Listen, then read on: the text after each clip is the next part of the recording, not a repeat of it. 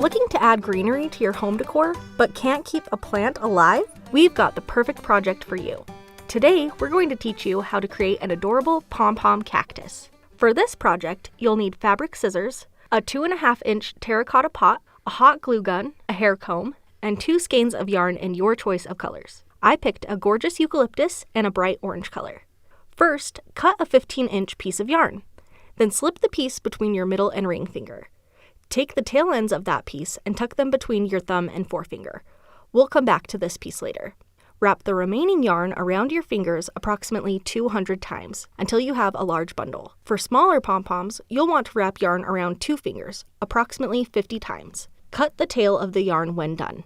Remember that original piece you tucked away? You're going to snag the ends of that piece and tie a half knot around the middle of the bundle, pulling tight. Now, slowly remove the bundle from your fingers and finish tying the loose pieces into a strong knot. With a little trimming, this will eventually become your pom-pom.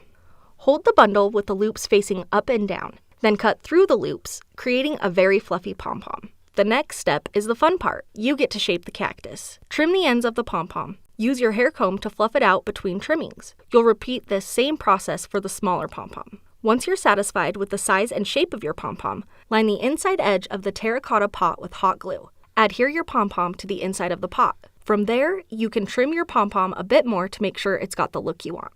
Once you've created your smaller pom-pom, create a divot in the larger one, place a dollop of hot glue, and adhere your cactus flower. This project is pretty fly for a cacti. Thanks for sticking with us.